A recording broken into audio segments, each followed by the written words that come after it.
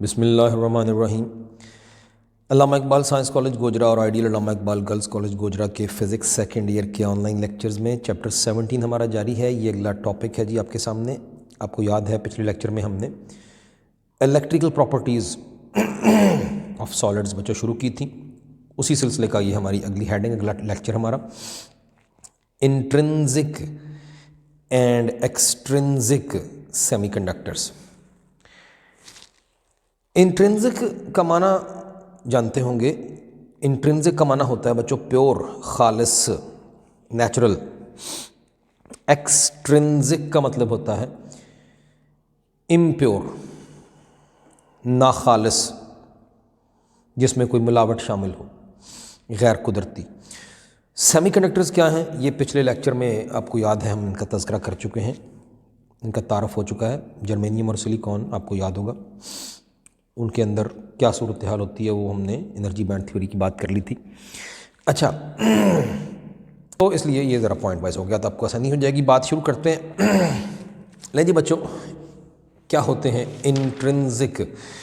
तो मैंने बता दिया कि प्योर, खालिस जो होते हैं सेमीकंडक्टर वो इंट्रिंसिक हैं। सबसे पहले इसकी डेफिनेशन है, फिर फॉर एग्जांपल मसलन कौन कौन है।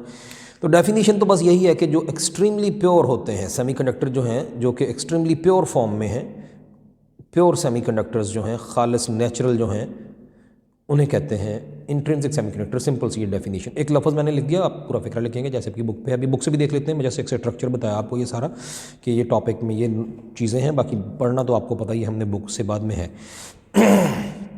फॉर एग्ज़ाम्पल बच्चों, तो जो हम ऑलरेडी जानते हैं कि GE जर्मेनियम और सिलिकॉन ही बेसिकली ये दो मिसालें हमेशा हम दिया करते हैं इनकी। ये हैं जो नेचुरली अकरिंग इंट्रिंसिक सेमीकंडक्टर्स हैं। पीरियोडिक टेबल में आपको पता है ये एलिमेंट हैं दोनों, तो खालिस एलिमेंटल हालत में एलिमेंट हैं जो दोनों, जर्मेनियम और सिलिकॉन, यही दोनों इंट्रिंसिक सेमीकंडक्टर्स हैं। अब इनका कैसा होता है एटॉमिक स्ट्रक्चर? एटम्स सारे ही पता तो है हमें कि दरमियान में न्यूक्लियस होता है और बाहर हमें पता है कि इलेक्ट्रॉन ज़ाहिर है अरेंज्ड हैं अपने अपने रिस्पेक्टिव, अपने अपने मुख्तलिफ शेल्स हैं उनके स्पेसिफाइड। लेकिन यहाँ एटॉमिक स्ट्रक्चर बताने का मतलब ये है कि इनका ये जो इलेक्ट्रॉन्स हैं जिन्होंने कंडक्शन में हिस्सा लेना है, पिछले लेक्चर में हम देख चुके हैं कि वो वैलेंस इलेक्ट्रॉन होते हैं और कंडक्शन इलेक्ट्रॉन होते हैं जिन्होंने कंडक्शन में हिस्सा लेना होता है। जो नीचे न्यूक्लियस के करीब फिल्ड बैंड्स वाले हो इलेक्ट्रॉन, उन वो कोई हिस्सा नहीं लेते कंडक्शन में, चुनांकि उनका कोई तज़किरा नहीं करना। तो एटॉमिक स्ट्रक्चर में बस जो बात यहाँ इलेक्ट्रिकल प्रॉपर्टीज़ क्योंकि डिस्कस हो रही हैं, तो एटॉमिक स्ट्रक्चर में जो बात बस ख़ास डिस्कस करने वाली बस वो यही है कि जी इनके आउटर मोस्ट शेल में यानी वैलेंस शेल में जो इलेक्ट्रॉन्स होते हैं बच्चों वो 4 होते हैं। जो इनका वैलेंस सबसे जो बाहर वाला, तो आउटर मोस्ट 4 इलेक्ट्रॉन, ये चौथा ग्रुप है इनका। पीरियोडिक टेबल में अगर देखें तो they belong to 4th group. तो एटॉमिक स्ट्रक्चर इनका यहीं से समझ आ जाता है कि they belong to 4th group of the periodic table. अब 4th ग्रुप में किस तरह का स्ट्रक्चर है? सिंपली टेट्रावेलेंट है, यानी 4 उनकी समझ लें, हम कह सकते हैं कि जैसे वैलेंसी है, क्योंकि आउटर मोस्ट शेल में 4 इलेक्ट्रॉन है। अगली बात, इनमें जो करंट चलना होता है यानी जो इनकी इलेक्ट्रिकल प्रॉपर्टीज़ होती हैं वो बच्चों बड़ी सेंसिटिव हैं टू देयर प्योरिटी। खालिस हों तो कुछ और तरह की कंडक्शन यानी करंट चलने का बिहेवियर होना उनका, कोई इम्प्योरिटी ऐड कर दें, ये हम बाद में पढ़ने वाले हैं एक्सट्रिंसिक में, तो फिर मामला काफ़ी चेंज हो जाता है। इम्प्योरिटी, कोई सूटेबल इम्प्योरिटी ऐड करने से इनकी कंडक्शन की प्रॉपर्टी बहुत ज़्यादा हो जाती है, बड़ी तेज़ हो जाती है। वो कैसे, क्यों, अभी बात यहाँ पर बाद में करते हैं। और एटॉमिक अरेंजमेंट या बॉन्डिंग एटम्स की आपस की वो किस तरह की होती है? तो बच्चों होता ये है कि हर एक एटम के आउटर मोस्ट शेल में, जैसे मैंने कहा कि 4 इलेक्ट्रॉन होते हैं। और ये जो जर्मेनियम या सिलिकॉन जिनका जिक्र अभी किया, ये असल में इनकी जो एटॉमिक अरेंजमेंट है वो क्रिस्टलाइन है, क्रिस्टलाइन शक्ल के, क्रिस्टलाइन फॉर्म में एटम्स अरेंज होते हैं तरतीब से। किस तरह की तरतीब है? ये मसलन एक सिलिकॉन का एटम है, तो इसके पास ये एक और सिलिकॉन का एटम है। ये खालिस सिलिकॉन की मैं अरेंजमेंट जो है वो दिखाने लगा हूँ। एटॉमिक अरेंजमेंट इस तरह की है। और इसी तरह इक्वी डिस्टेंट बराबर फासलों पर हर एक सिलिकॉन दरमियान में जो था उसके बराबर फासलों पर एक तरतीब के साथ अरेंज्ड, यूँ इस तरह से 4 नेबर्स हैं, 4 हमसाए हैं। और हर एक के क्योंकि आउटर मोस्ट शेल में बताया कि 4 इलेक्ट्रॉन है, चुनाचे ये क्या करते हैं, ये बच्चों ये करते हैं कि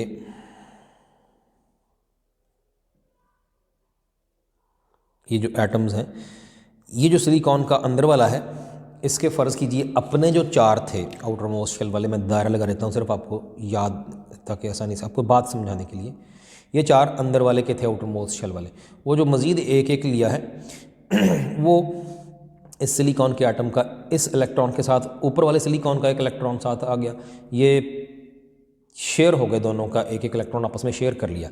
इस तरह ऐसे ही इस सिलिकॉन के एटम ने एक इस एटम से भी उसका एक इलेक्ट्रॉन लिया। बाकी ऑफ कोर्स और भी हैं इनका और भी अपने अपने 4 हैं, तो इसके और भी 3 हैं, लेकिन एक इसके साथ शेयर हो गया। इसके भी और भी 3 हैं, इधर भी है, इधर भी है, इधर भी है, लेकिन एक इसके साथ शेयर हो गया।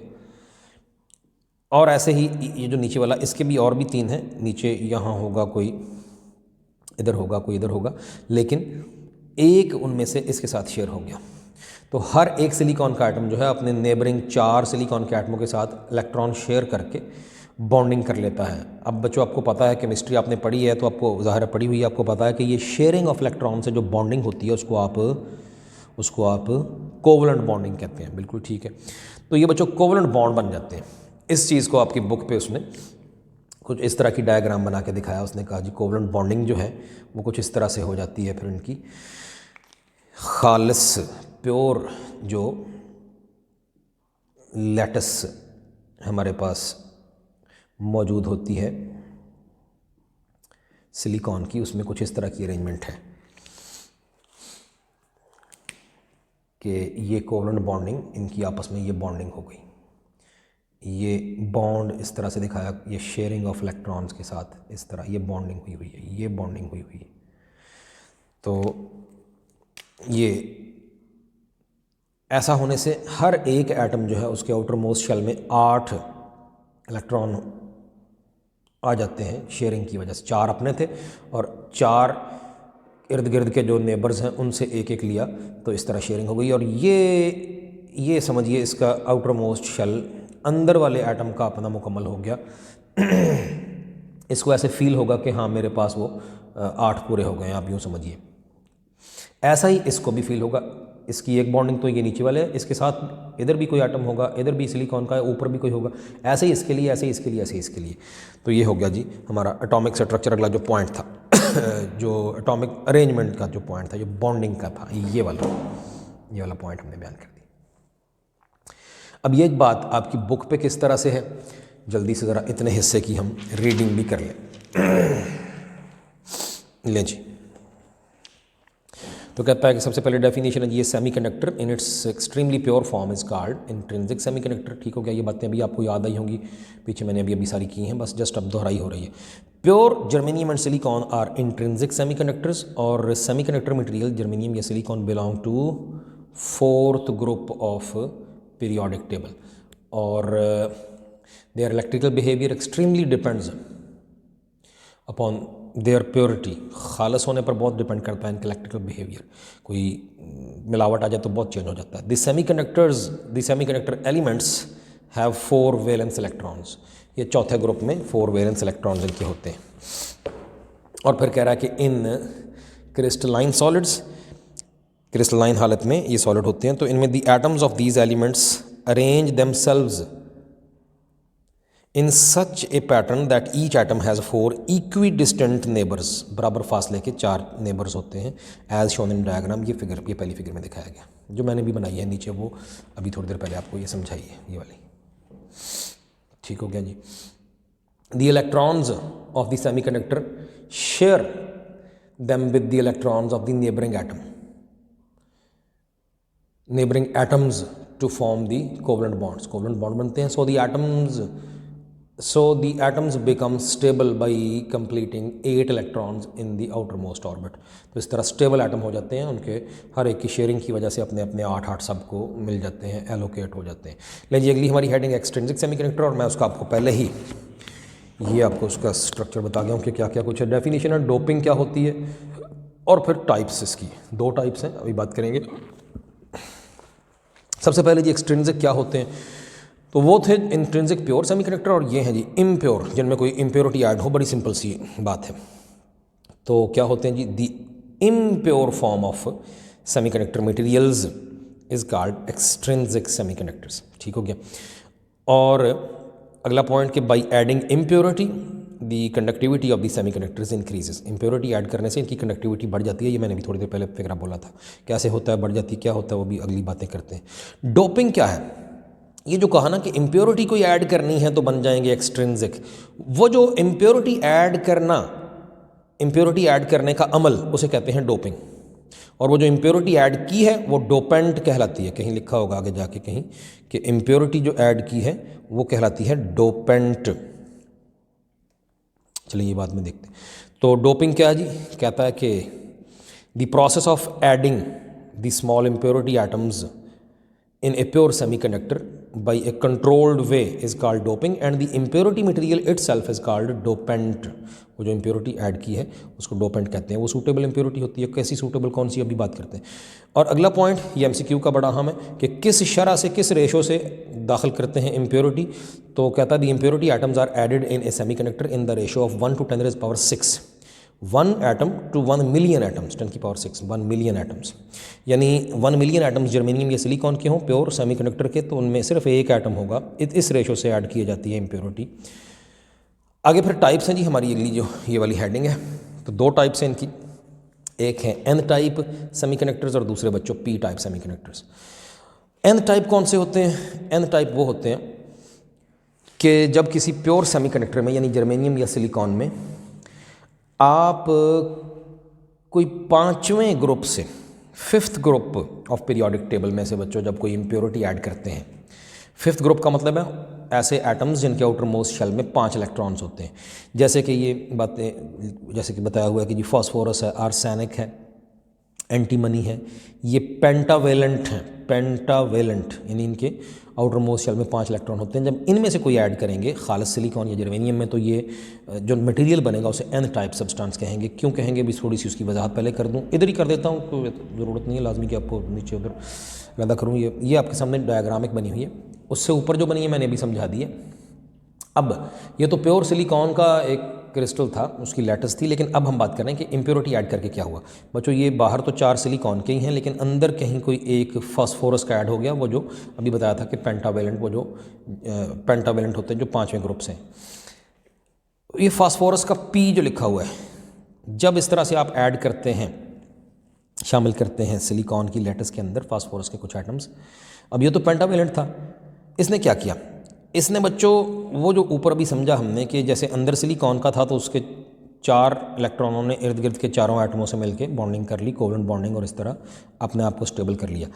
अब ये जो अंदर फास्फोरस है इसके तो 5 हैं आउटर मोस्ट शेल के इलेक्ट्रॉन, उन 5 में से 4 जो हैं वो इर्द गिर्द के 4 सिलिकॉन एटमों से कोवेलेंट बॉन्डिंग कर लेंगे। एक ये जो डॉट सा नज़र आ रहा होगा आपको, ये जो एक अंदर वाले फास्फोरस का एक इजाफी इलेक्ट्रॉन, इजाफी मतलब यानी जो 4 कोवेलेंट बॉन्ड्स में जकड़ा जाने से रह गया, वैसे तो इजाफी नहीं था, फास्फोरस है या कोई भी एलिमेंट है, जितने उसमें एलोकेटेड एटम्स हैं, आपको पता है जितने न्यूक्लियस के अंदर प्रोटॉन है उतने ही बाहर इलेक्ट्रॉन होंगे। इजाफी से मुराद ये कि 4 तो जकड़े गए कोवेलेंट बॉन्ड में, एक उस एटम का, फास्फोरस के एटम का जकड़े जाने से रह गया। ये जो रह गया कोवेलेंट बॉन्डिंग में आने से रह गया, यही बच्चों इलेक्ट्रॉन ईजीली, बड़ी आसानी से, हल्के से टेम्परेचर मिलने से, हल्की सी हीट एटमॉस्फेयर से मिलने से, आराम से, क्योंकि ये जकड़ा नहीं जा सका, ये कोई बाउंड नहीं हुआ, तो ये इजीली थर्मली एक्साइट हो जाता है। थर्मली एक्साइट होके ये वैलेंस बैंड से ऊपर जंप कर जाता है कंडक्शन बैंड में। इस बात का क्या मतलब है, ये कल समझाई थी, पिछले लेक्चर में मौजूद है। ये वाला जो बाउंड ना हो सका, तो ये जकड़ा नहीं गया कोवेलेंट बॉन्ड में, तो ये वाला इजाफी इलेक्ट्रॉन, इजाफी इन मानों में कि ये 4 जो कोवेलेंट बॉन्ड थे उनके अलावा बचा है, तो ये इजीली थोड़ी सी हीट लेके ही बाहर जंप कर जाता है। बाहर मतलब अपने एटम से बाहर, with in the crystal lattice, उसी बॉडी के अंदर ही, जो सेमीकंडक्टर की वो जो स्पेसिमेन है उसके अंदर ही, उसी बॉडी के अंदर ही, लेकिन अपने एटम से बाहर निकलाता है। बाहर निकलाता है तो बच्चों ये कहलाता है कंडक्शन इलेक्ट्रॉन या फ्री इलेक्ट्रॉन। ये फिर अवेलेबल हो जाता है फॉर कंडक्शन। आपको पता फ्री इलेक्ट्रॉन किसी चीज़ में, मटेरियल में मौजूद हो तो वो फिर बैटरी अप्लाई करने से वही फिर चलने लगते हैं, तो कहते हैं करंट चलता है। तो ये कंडक्शन के लिए फ्री इलेक्ट्रॉन इजीली दस्तयाब हो जाता है।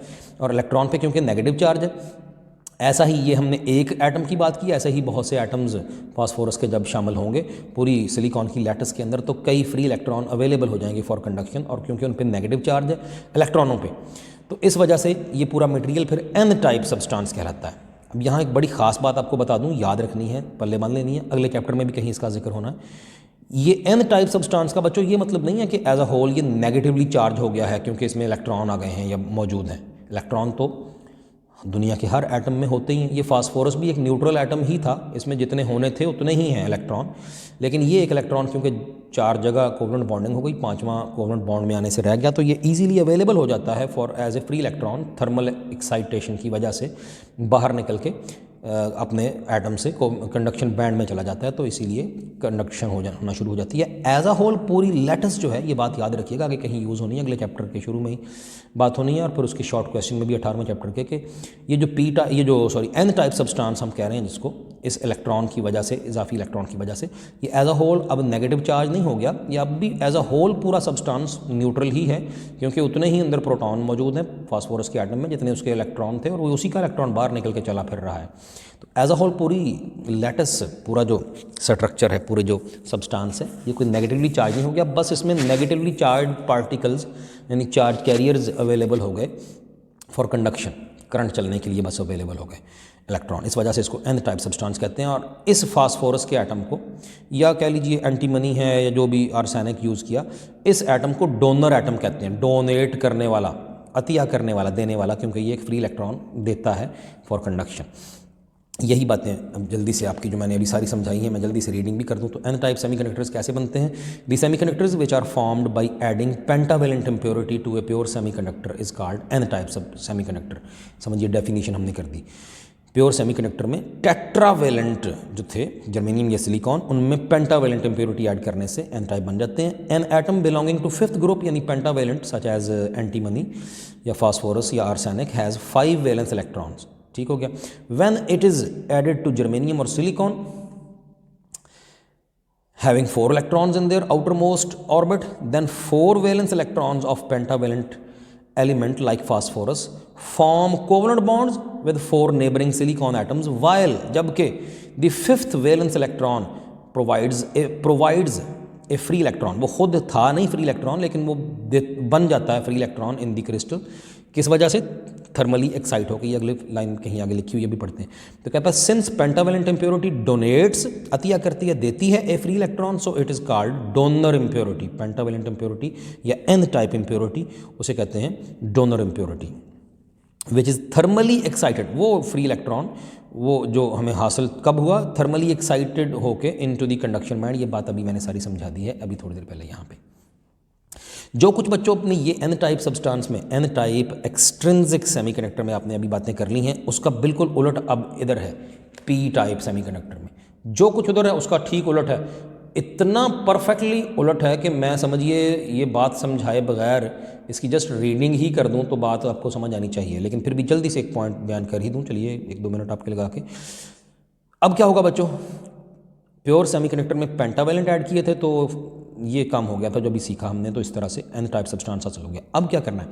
अब प्योर सेमीकंडक्टर्स में ट्राईवेलेंट, जिनके आउटर मोस्ट शेल में, जिन एलिमेंट्स के एटमों के आउटर मोस्ट शेल में 3 इलेक्ट्रॉन होते हैं, वो जब ऐड करेंगे, जैसे कि एल्यूमिनियम है, इंडियम है, बोरॉन है, गैलियम है, उनके नाम अभी पढ़ते हैं ये लिखे हुए हैं, तो उनमें से कोई, जैसे कि Al एल्यूमिनियम यहाँ लिखा है, अब उसमें तो 3 थे आउटर मोस्ट शेल में, तो फिर क्या हुआ? 3 उसके इलेक्ट्रॉन तो इर्द गिर्द के 4 सिलिकॉन या जर्मेनियम के एटमों से जकड़े गए कोवलेंट बॉन्ड में, और एक जगह खाली रह गई। ये जो खाली जगह रह गई, it has a tendency to invite अपनी तरफ मदू करना, अपनी तरफ खींचना an electron from its surroundings, इधर से उधर से कहीं से भी जो कोई भी इलेक्ट्रॉन अवेलेबल हुआ तो ये उसको अपने अंदर खींच के ये कोवलेंट बॉन्ड मुकम्मल कर देगा।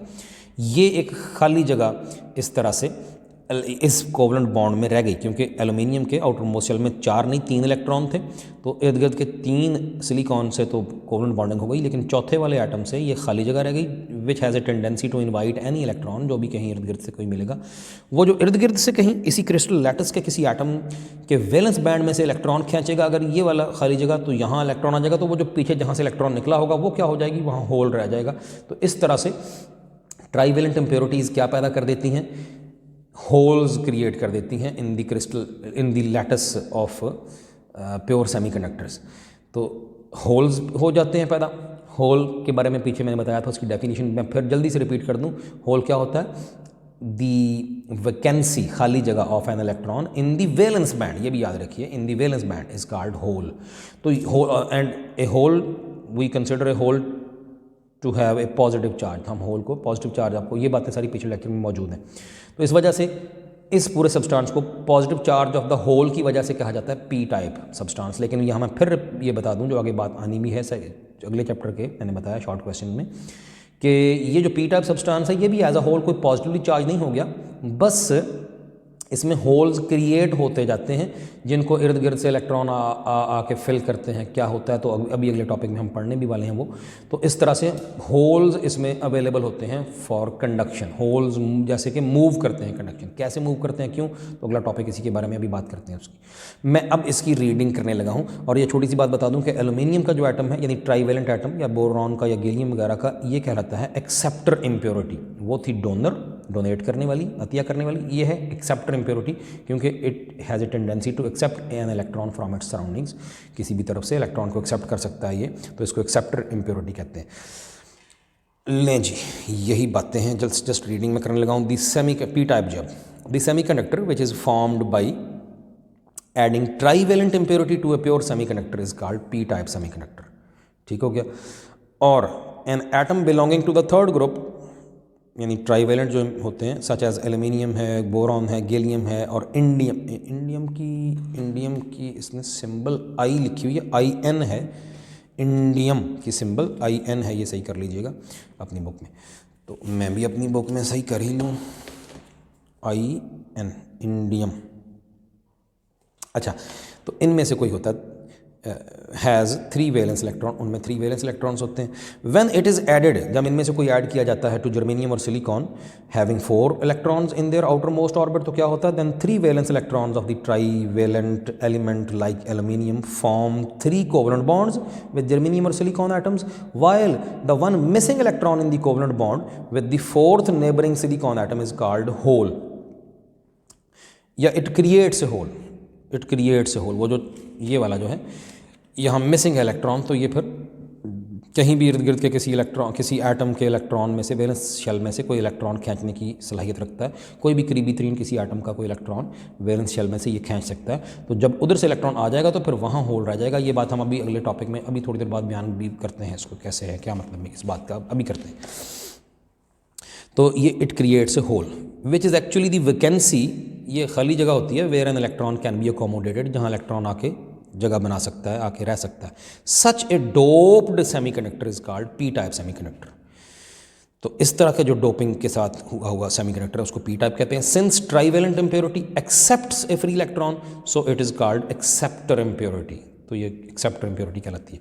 और मैं इन दोनों के लिए ही एक एक फ़िक्रा और अगर इजाफी बोलूँ तो इस तरह से मैंने पीछे समझा भी दिया। हम कह सकते हैं कि इनमें, यानी एन टाइप सब्सटेंसेस में, वो जो चार्ज कैरियर्स हैं, मेजॉरिटी में जो चार्ज कैरियर्स हैं चलने के लिए, जो अवेलेबल हैं करंट चलने के लिए, वो होते हैं फ्री इलेक्ट्रॉन। जबकि इधर जो पी टाइप सब्सटेंस में जो चार्ज कैरियर होते हैं, यानी जो चलने हैं, करंट चलना है, तो वो होल्स होते हैं। तो उधर charge carrier, majority charge carrier चलने के लिए करंट, वो इलेक्ट्रॉन है, फ्री इलेक्ट्रॉन है एन टाइप सब्सटेंस में। जबकि पी टाइप सब्सटेंस में मेजॉरिटी चार्ज कैरियर करंट चलने के लिए होल्स होते हैं। ये मेरा फिक्रा ज़हन में रखिएगा कि कहीं बात भी होनी है इसकी। अच्छा, साथ ही इसी के साथ ही ये आधे पौने सफ़े का एक छोटा सा पॉइंट, ये भी अगला भी जो है हमारे पास टॉपिक है, electrical conduction by electrons and holes. अच्छा, इस पूरे टॉपिक में, इस पूरे मजमून में, अगर मैं आपको इसी तरह की, जैसे अभी थोड़ी देर पहले मैंने ये एक लिस्ट सी बनाई थी, अगर मैं यहाँ भी थोड़ी सी जल्दी से बना दूँ तो यहाँ बच्चों सिर्फ कोई 2-3 को पॉइंट समझिए बस इस मजमून में हैं जो हमें ज़हन में रखने हैं। क्या पढ़ने लगे हैं? कैसे होती है कंडक्शन, इलेक्ट्रिकल कंडक्शन, करंट कैसे चलता है bye electrons and holes, electron और होल की वजह से, ये हम सीखने लगे हैं। और उसमें मैंने कहा इस टॉपिक पूरे में बस कोई 3 को पॉइंट समझिए होंगे जो हमने डिस्कस करने हैं। पहला पॉइंट बच्चों होगा, मैं उसकी चलिए हेडिंग आपके लिए बना देता हूँ, creation of an electron hole pair, electron dash hole pair. ये पहला समझिए पॉइंट हो जाएगा। दूसरा पॉइंट खुद किताब वाले ने ही हेडिंग दी हुई है, मैकेनिज्म ऑफ कंडक्शन, कि कैसे चल के जाएंगे, मैकेनिज्म ऑफ कंडक्शन, इलेक्ट्रॉन और होल कैसे चलेंगे, कंडक्शन करंट का चलना। और एक तीसरा भी मैं बना दूं तो वो है कि effect of applied potential difference क्या होगा, अप्लाइड पोटेंशियल। बस ये इन 3 पॉइंट्स के तहत बच्चों ये पूरा टॉपिक है। तो अब ये 3 पॉइंट्स जिनमें रखिएगा, कुछ इसी तरह की बातें ये हमारे पास जी।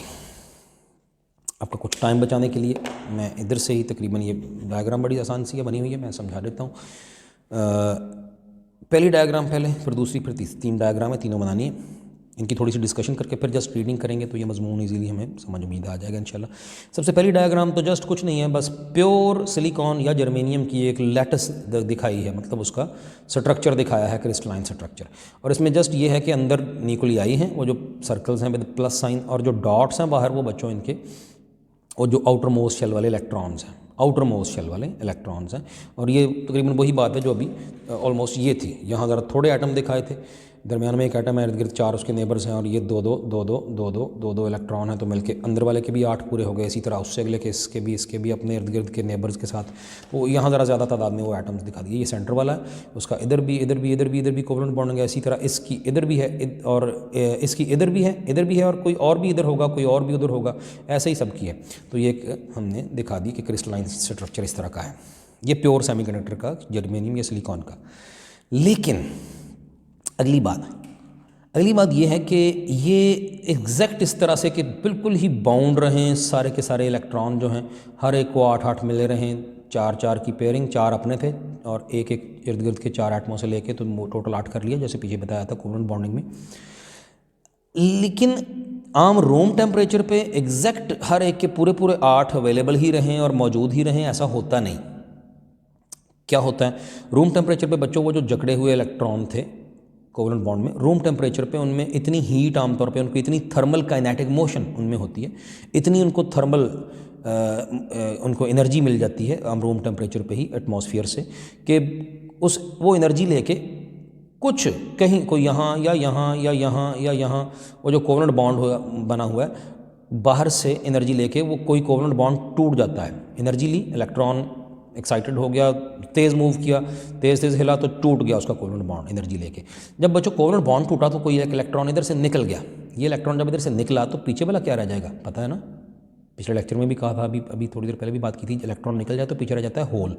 तो यहाँ बच्चों होल रह जाएगा, लेकिन इधर से एक इलेक्ट्रॉन भी तो निकला है, यहाँ से इलेक्ट्रॉन निकल गया, वो एक फ्री इलेक्ट्रॉन बन गया, वो निकल के किधर जाएगा, ये सारे वैलेंस बैंड वाले थे इलेक्ट्रॉन, और वैलेंस बैंड से इलेक्ट्रॉन निकल के हमेशा ऊपर जाता है एनर्जी लेके कंडक्शन बैंड में, यानी बाहर फ्री हो जाता है एटमों से बाहर, लैटिस के अंदर ही रहता है दिया गया स्पेसिमेन में, लेकिन अपने एटम से बाहर निकल जाता है।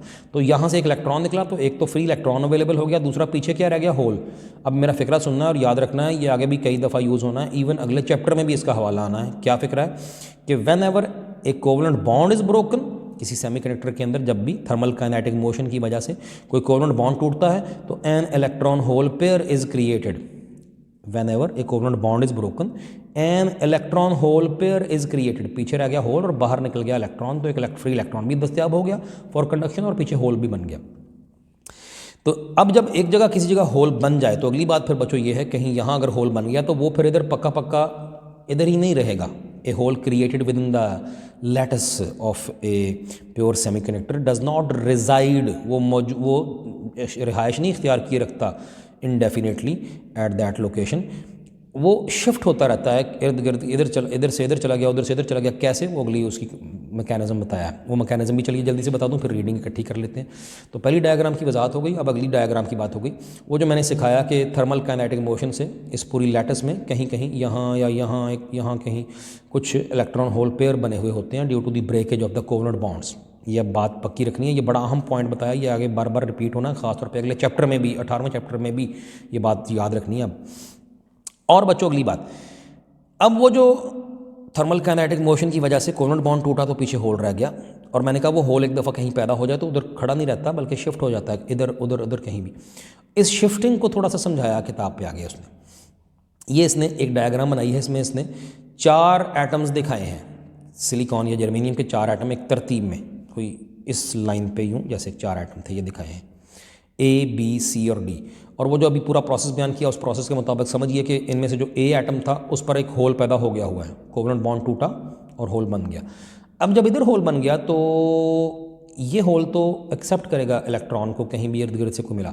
जैसे कि मिसाल दी है किताब वाले ने कि जैसे कि करीब एक बी एटम था, और ये भी नोट कीजिए कि यहाँ सुराख है, ये होल है, ये डॉट जो है ये इलेक्ट्रॉन है और यहाँ पर होल है और यहाँ पे भी सी और डी में भी अभी आप ये इलेक्ट्रॉन ही मौजूद हैं, ये समझिए। इधर इधर भी प्लस ना लिखिए। ए जो है एटम, इसके अंदर प्लस लिखा हुआ है, वजह क्योंकि एक होल पैदा होने की वजह से पॉजिटिव चार्ज नमूदार हो गया है इसका, ये हम पीछे बातें कर चुके हैं। अच्छा, यहाँ तो कोवलेंट बॉन्ड टूटने से होल पैदा हो गया था, कहीं फ्री इलेक्ट्रॉन भी निकल के परे कहीं चला गया था, लेकिन अब ये होल क्या करेगा, अपने करीबी किसी एटम के वैलेंस शेल में से कोई इलेक्ट्रॉन इन्वाइट करेगा अपनी तरफ। इस इलेक्ट्रॉन इस एटम के गिर्द घूमता हुआ इलेक्ट्रॉन, इसके न्यूक्लियस के गिर्द घूमता हुआ इलेक्ट्रॉन घूमते घूमते कहीं, क्योंकि सॉलिड है, बहुत करीब करीब है एटम, तो ये जंप करके इस होल में चला जाएगा, क्योंकि होल में पॉजिटिव चार्ज होता है और वो एक्सेप्ट करता है किसी इलेक्ट्रॉन को। अब बच्चों, जब इस बी एटम में से होल इलेक्ट्रॉन उधर चला गया, इस होल को उसने फिल कर दिया, तो फिर यहाँ क्या रह गया, यहाँ बच्चों होल रह गया। और ये बात फिर अगली इसी डायग्राम का अगला हिस्सा, ये फिर वही ए, बी, सी, डी चारों एटम दिखाए हैं। अब जब इधर से इलेक्ट्रॉन ये एरो दिखाया, जंप करके इधर चला गया, तो फिर उधर तो इलेक्ट्रॉन चला गया, वो अंदर वाला प्लस खत्म हो गया जो ए में लिखा था, क्योंकि उधर इलेक्ट्रॉन चला गया है, अब पॉजिटिव चार्ज नहीं रहा, न्यूट्रल हो गया। लेकिन इधर से इलेक्ट्रॉन निकल के उधर गया तो यहाँ प्लस लिख दिया बी पे। अब बी पे होल आ गया है तो ये भी हमेशा उधर नहीं रहेगा, ये अपने किसी और नेबर से, फॉर एग्जाम्पल किताब वाले ने कहा जी सी एटम से ये भी इलेक्ट्रॉन खींचेगा, जैसे ये दिखाया, इधर से इलेक्ट्रॉन उधर जाएगा तो फिर बी न्यूट्रल हो गया, उसका जो प्लस गायब हो गया, और अंदर अब सी के प्लस लिखा और यहाँ सुराख भी दिखाया, होल है, और एंड सो ऑन। इसी तरह से वो किसी डी में से अपनी तरफ खींचेगा इलेक्ट्रॉन, तो फिर वहाँ होल रह जाएगा अगले स्टेप में, और वहाँ प्लस लिखा जाएगा। तो यही सारी डिटेल इस पैरे में यही सारी बताई है जो मैंने भी आपको ये समझाई है। ये सारी अभी देख भी लेते हैं, जल्दी से इसकी रीडिंग भी करते हैं, आपके चंद मिनट में लेता हूँ इजाफी, इसी वजह से लेक्चर थोड़ा सा ज़्यादा लेंथी हो जाता है, लेकिन मुझे पता है कि आपको इसका फ़ायदा होता है। नहीं फ़ायदा होता तो मुझे बता दीजिएगा, आप खुद ही फिर रीडिंग कर लीजिएगा, मैं सिर्फ किया कीजिएगा। मुझे ये प्लीज़ बता दीजिएगा, आप अगर कम्युनिकेट कर दें कि रीडिंग से आपका टाइम बड़ा खर्च होता है, तो मैं छोड़ूंगा, आप खुद ही रीडिंग करते रहा कीजिएगा, मैं सिर्फ बात समझा के ये तो मैं चंद मिनट में ही फिर मामला फिनिश हो सकता है, बात समझा दूँ। अच्छा, ये सारी बात हमने देख ली, ये सारी यहाँ पर लिखी हुई है। अगली बात आगे, अब मैं चाहूँगा यहाँ 2 नोट हैं। नोट नंबर 1 कुछ इस जगह पे आप हेडिंग इजाफी, वो मैंने 3 हेडिंग वैसे दी थी, लेकिन उनमें से जो दूसरी हेडिंग है उसके एंड पे 2 नोट है। वो जो मैकेनिज्म ऑफ कंडक्शन कहा था, ये वाली इसने भी दी हुई है, मैकेनिज्म ऑफ कंडक्शन, उसमें यहाँ जाके आप बच्चों कहीं नोट कर लीजिए, देखें आपके सामने लोकेशन नोट कर लें अपनी बुक पे। ये नोट नंबर 1 है, और अगली जो ये जो यहाँ से शुरू हो रही है, ये नोट नंबर 2 कह लें, ये भी आपकी समझिए नोट के हेडिंग भी एक और आ गई, सब हेडिंग है नोट की भी। और ये जो करंट इन ए कंडक्टर, ये भी हेडिंग है, इन्हें कंडक्टर नहीं है, यहाँ सेमी का लफ्ज़ आना है, due to applied electric field, current in a semiconductor due to holes and electrons by applying potential difference. वो जो मैंने तीसरी अभी हेडिंग कहीं यहाँ बताई थी, effect of applied potential difference, वो कहीं यहाँ आनी है। और ये कंडक्टर नहीं, यहाँ लफ्ज़ सेमी भी लिख लीजिएगा, ये करेक्शंस प्लीज़ कर लीजिएगा। अच्छा, बात हम कर रहे थे 2 नोट क्या हैं। तो पहला नोट बच्चे ये है कि ये जो हमने अभी डिस्कस किया कि एक सीधी लाइन में ही सिर्फ होल शिफ्ट होता गया, पहले यहाँ था, फिर नीचे पीछे आया, फिर उससे पीछे, फिर उससे पीछे, अब होल इधर को आ रहा है तो इलेक्ट्रॉन उधर को गए हैं। इनफैक्ट होल नहीं मूव किए, ये बड़ा अहम पॉइंट याद ध्यान में रखिएगा। होल एक्चुअली जंप करके नहीं गए, बस पॉइंट ए पर कोवलेंट बॉन्ड टूटा था थर्मल मोशन की वजह से किसी जगह, तो उधर होल पैदा हो गया। इधर से इलेक्ट्रॉन जंप करके उधर गया तो पीछे उधर होल रह गया, उधर से इलेक्ट्रॉन इधर आया तो पीछे वहाँ होल रह गया। एक्चुअली होल फिजिकली होल नहीं मूव किए, इलेक्ट्रॉन है जो जंप करके उधर गया तो पीछे होल रह गया। ये भी बड़ा अहम पॉइंट ध्यान में रखिएगा। लेकिन ये जो हमने ये शिफ्टिंग ऑफ होल्स डिस्कस की है, हमने तो सिर्फ सीधी लाइन में खड़े हुए एटम में डिस्कस किया है, लेकिन नोट नंबर 1 ये लिखा है कि actually there motion is random. Actually there motion, ये नोट नंबर 1 हमारा, इनकी मोशन इतनी सीधी लाइन पे नहीं होती, रैंडम होती है।